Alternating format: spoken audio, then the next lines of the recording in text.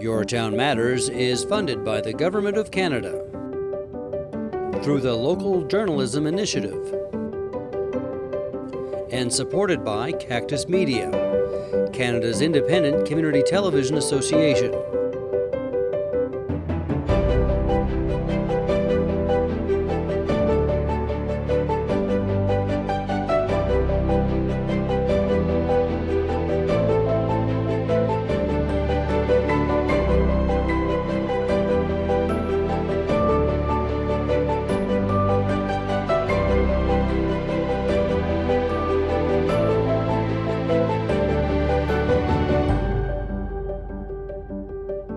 I'm Vicki Hogarth, and welcome to Your Town Matters. I'm joined today by the Mayor of St. Andrews, Doug Naish.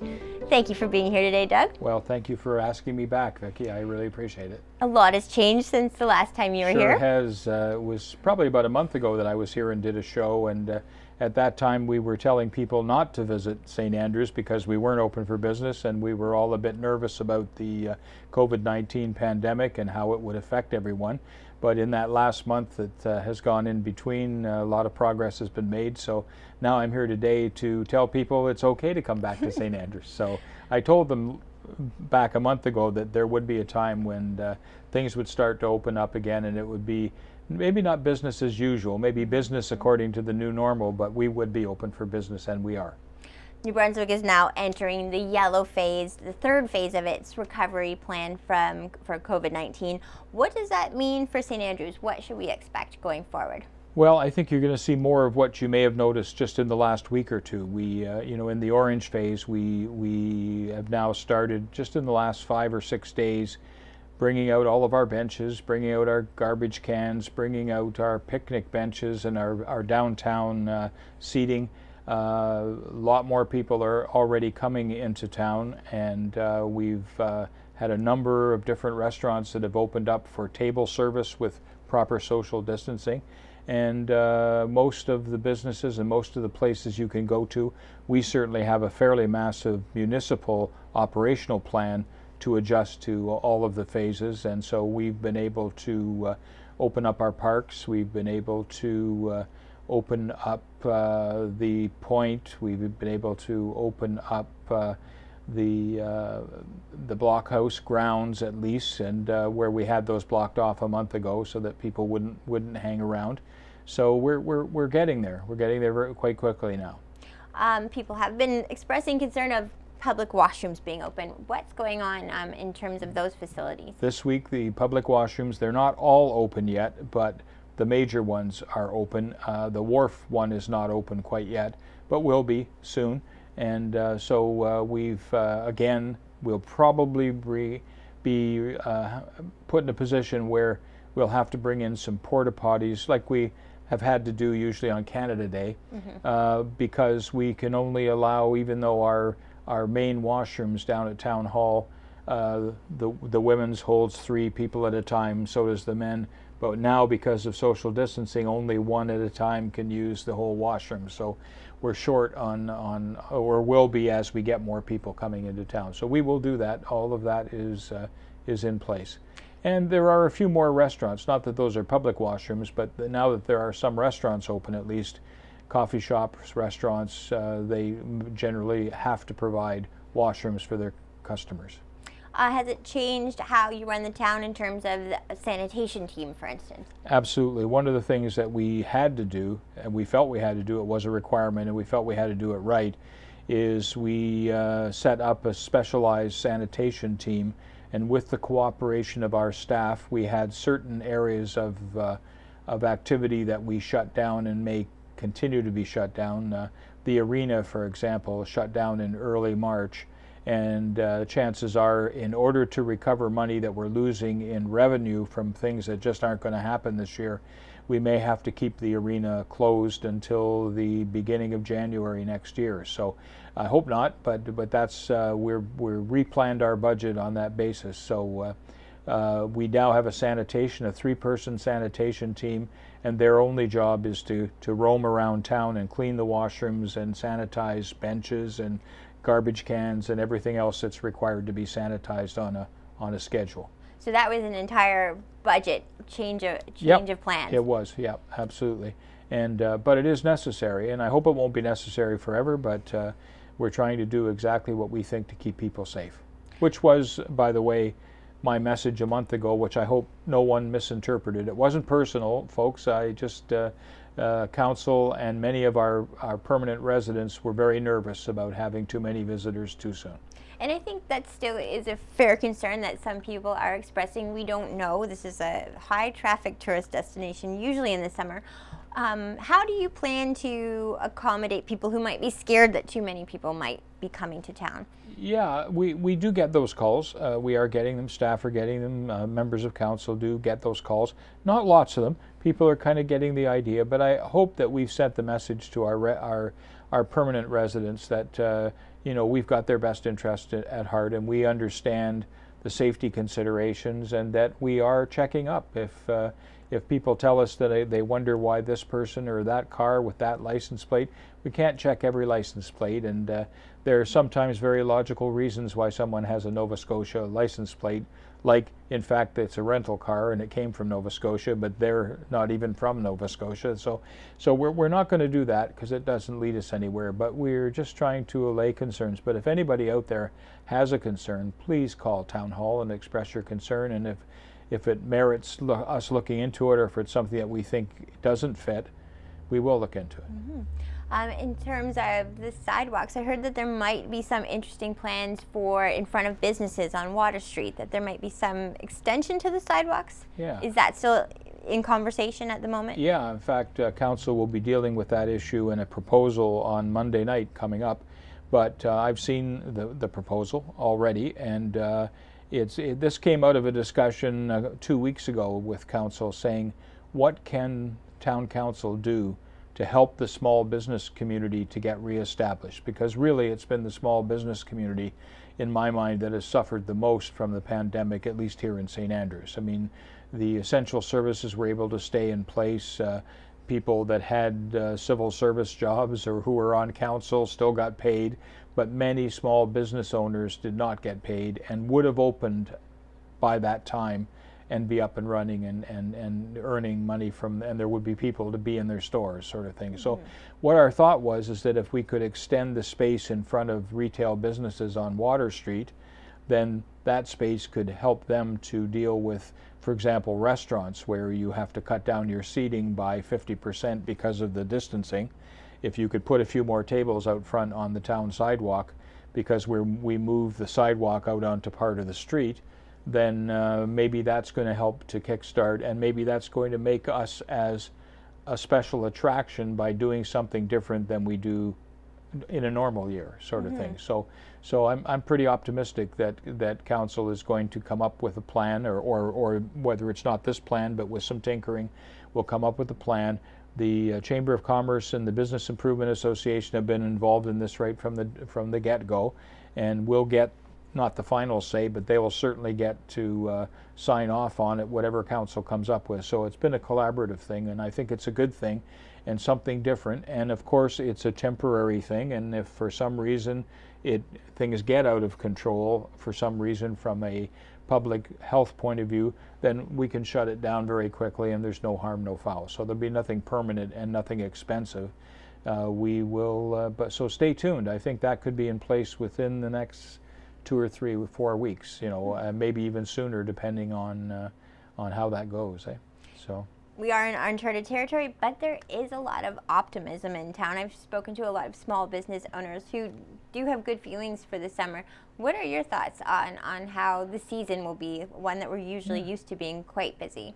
Yeah, no, I am optimistic as well. I think that this has been a setback, and I think that, and I fully support the notion of keeping our borders closed for now until we get some real evidence that won't jeopardize us, because we have kind of been in the middle of a pretty safe haven here.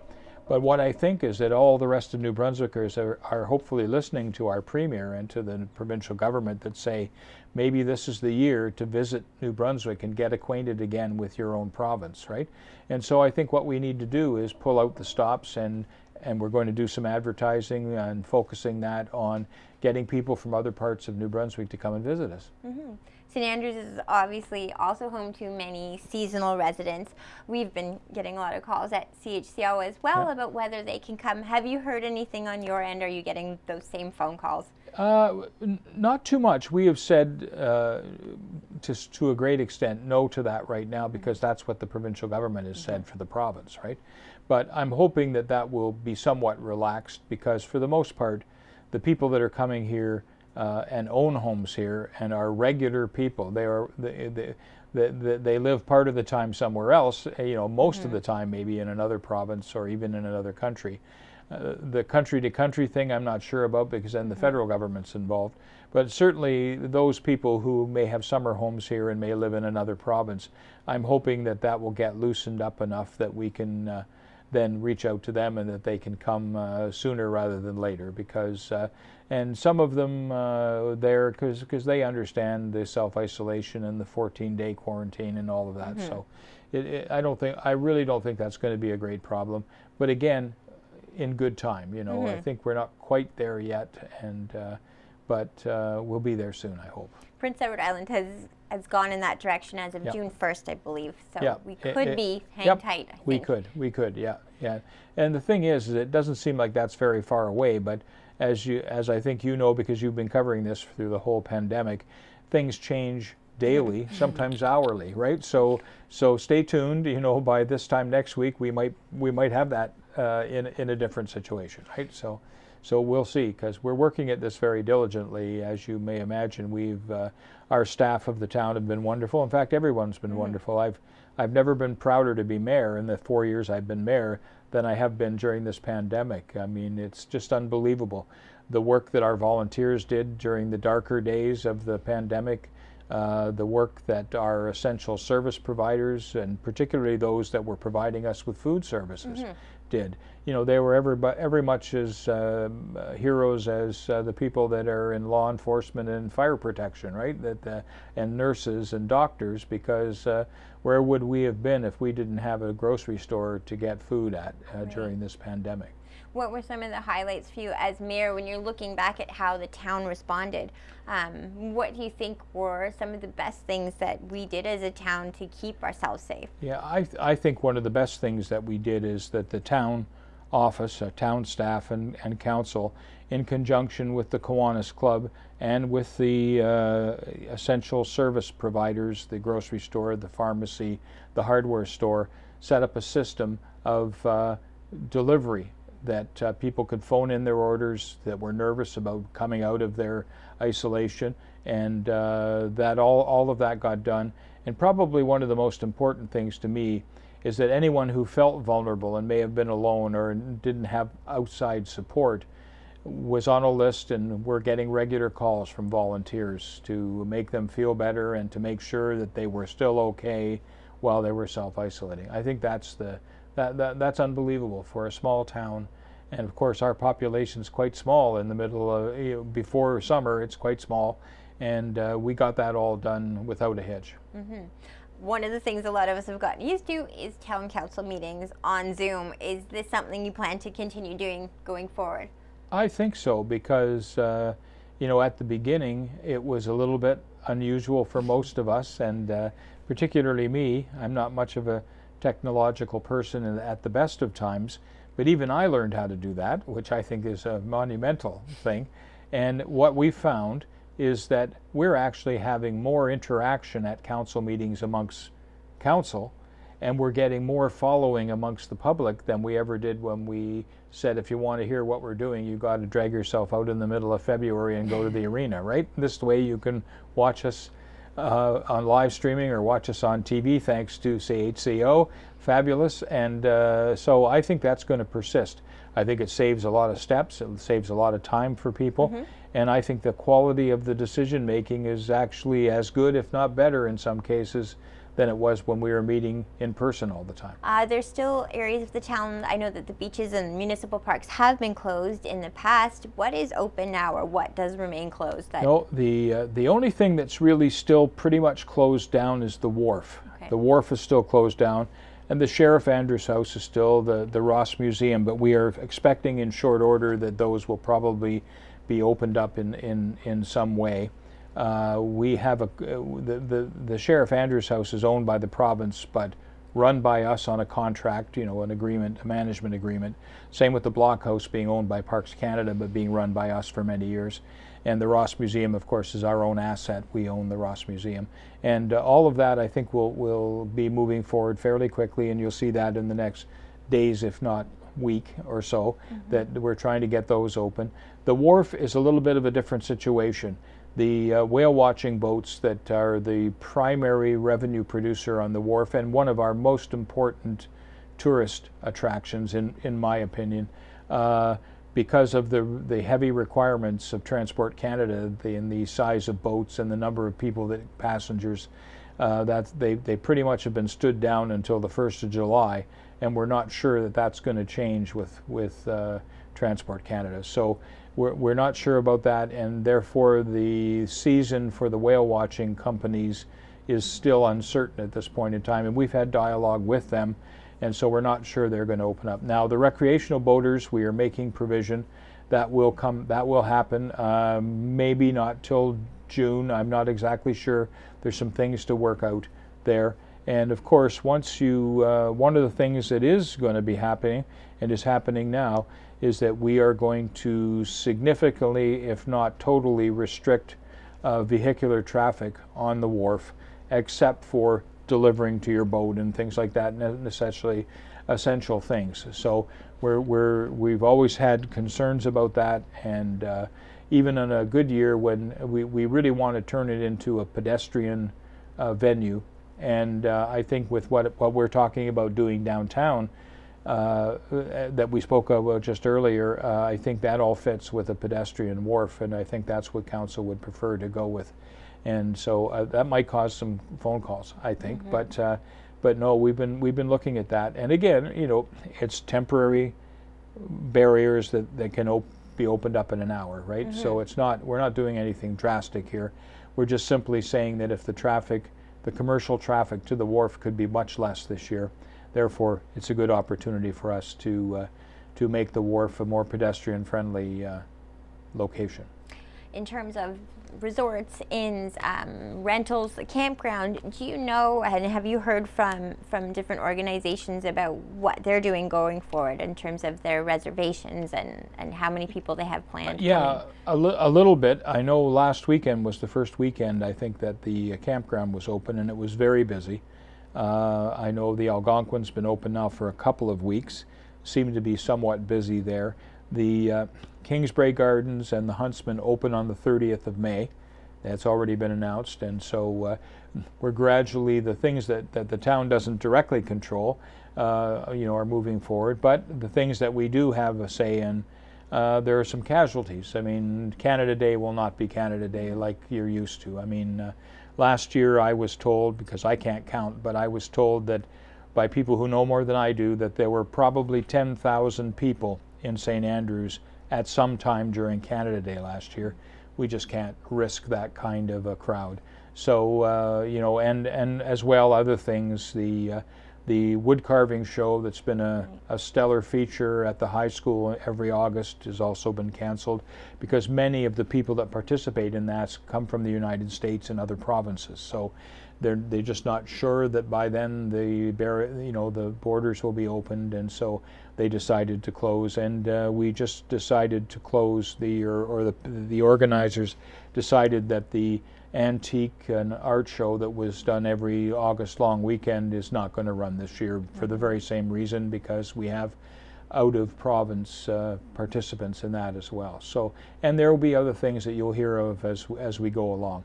Now, I'm not too sure what we're going to do on Canada Day, but we'll all be patriotic in St. Andrews, but we won't be having breakfasts and fireworks and parades for that day, which is disappointing, but the new normal is the new normal. But I suspect we'll still have a pretty good crowd coming to St. Andrews on Canada Day. We won't be all by ourselves, I hope. I've heard in Macadam they're actually encouraging people to decorate their yards instead. So wonderful. Maybe we'll great. We have found creative solutions to different things so far. And we just haven't turned our mind to that yet. But we had to make the decisions about the big Canada Day celebration because that takes a lot of time and a lot of people to put in place, and a lot of organizations. So we just have to stand that down for this year and figure out what we do next year, and maybe we'll have a new normal, and maybe we'll like that so much that we'll stick with the new normal, just like virtual meetings. So. We actually experienced our first Victoria Day long weekend without Paddle Fest, which was definitely a new normal for a lot of us around here, and marked by the absence for sure. How do you think, though, the weekend was still busy? How do you think the town and the visitors alike did, if you had to give it a grade? Yeah, no, I think most people, I didn't hear, there were some sad moments when they realized they had to cancel, and I give full credit to the organizers of that event. It's been going on for 24 years, right? Successfully, that they realized and exercised their responsibility as good citizens to say, no, we can't do this year. But after the fact, no one seemed to be too sad, and we're all now looking forward to doing it next year. So that's good. You know, we're very, very fortunate that many of the long-time events that we have here have attracted such a following that it's also attracted a lot of quality people to organize them and put them on. With the weekend being busy last weekend with tourist traffic and locals alike, do you think we did well looking back at it in terms of our ability to incorporate social distancing with being a busy summer spot? Yeah, I think so. I mean, that's the very first thing I do on Monday morning is I go down to Town Hall and I ask, how did we do? Because, of course, we had our staff out patrolling, we had police officers patrolling, and we will continue to do that. Not because we want to give people tickets, but because we want to make sure that if we see anything that we need to intervene in and to tell people that they shouldn't be doing something, none of that happened. It was very good. It was busy, and it's a little scary when it gets busy because you're always anticipating that maybe something will happen that you'll have to intervene in. But I think all in all, there was nothing of any seriousness that was related to COVID, you know, that happened, and so I think we did well, but again, I guess as the weather gets better and as we move forward, I think we can expect to have more people. And again, the positive end of that is that if we have this many people, you go downtown right now, it's quite busy downtown, and it's not just local people. There are people here, you know, from somewhere else that are visiting, and all seems to be well. One of the things you were telling me before we sat down today was that the town didn't have to lay off anyone. You were able to find new jobs for people within. Yeah, one of the things that we did is that we realized that we were going to suffer a fairly significant loss of revenue that had been planned for in the 2020 budget that was approved back at the beginning of January. So our treasurer went through everything and presented a new revised budget for 2020 to council, which has since been approved. And we recognized there was something in the neighborhood of $340,000 of revenue from things like the commercial activity on the Wharf to other things where there were just going to be no permits, other things that were going to happen. So, and he managed to trim the sails, if you like. That's a good St. Andrews expression. Trim the sails and find actually about $360,000 that we could safely save by deferring some projects until next year that weren't absolutely essential. They were ready to be done and should have been done this year, and we could have afforded to do them with that income, and it was the right thing to do. But when all of a sudden you get 10% of your income removed, then you've got to go and find some way to make that up. So we've been able to make it up. And I'm very pleased to say that, you know, everyone in this town knows how good our town staff are and how diligent they are. We were able to rearrange a few job descriptions with the cooperation of our staff, and we were able to not lay anybody, no permanent staff laid off, and everyone worked full time through the entire, sometimes in isolation. You know, the public works guys worked in the public works garage, isolated from each other and refurbishing. The benches all look like they're brand new because they did that work early in March when they couldn't work elsewhere. So we got value for money from our staff, and we didn't have to lay any staff off. So one of the, I think, greatest things through the pandemic was just how great the communication was from the town office, Paul Knopper and the staff. What are the biggest challenges going forward do you see for St. Andrews? I think the biggest challenge is going to, like everyone else, to get used to a new normal, whatever, because we don't know what that means, right? Exactly. And so I think that that's probably it. I think we have to maybe reduce our expectations on some fronts. But actually, one of the things that's happened here is that we have had a lot more time to think about some of the things that we wanted to do. And then one of the things I'm very proud of as well is that when we as council members were told by the provincial government that there would be no election on May the 11th, which would have been the time when councils would have been voted on, and that we were all conscripted for another year potentially, up to a year, to still serve, everyone is there and everyone's coming to every meeting and everyone is participating. So we've all knuckled down and said, you know, I fully support what the province did, because it made no sense to try to change horses in midstream, as they say, right? So I think we're well poised now, because every council has things that they were working on that they couldn't get completed. Well, we have the luxury of another year to get those things completed, and we weren't expecting to have a pandemic to have to deal with, to throw a monkey wrench into it, but we're dealing with that, and coming out the other side, we're still getting things accomplished. If you go around the other side of this building, you'll see how much work is already being done on our new wellness center, which was one of the big legacy projects of this council to get that going. And so I'm really delighted how much work is being done there. So we're going to get that done, and we hope to have that up and running by sometime in the fall, right? With, wow. So those are the kinds of things that in some ways I'm secretly glad that I got stuck as mayor for another year, because I'll be able to see that coming to its culmination, you know, and it's something it's very near and dear to me. Well, we're very glad to have you, Doug. Is there any updates in terms of the Wharf, for the Wharf? Sorry? Is there any work being done on the Wharf going forward? No, actually that's one of the things that we stood down. It was important but not urgent, and it depended upon having partners at the other levels of government. I mean, because one of the things about wharves is it's lovely when they work, but they cost a fortune to maintain, right? And we have been spending money year in and year out and keeping our wharf in good shape. And so that we're not doing anything there, but in addition to the work that we're doing on the wellness center, you might notice if you're driving around town that we're tearing up all the water and sewer on Edward Street, which again, council had the money.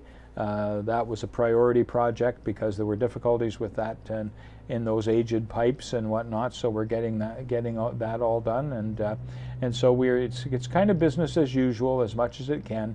And as I said, some of the things that we decided to defer are things that will not be noticed by the public until, if we never did them, it would start being noticed by the public. But they're not things that we can't stop and start again next year. So, well, thank you so much for joining me today, Doug, and thank you for everything you've done, just guiding the whole town through this pandemic.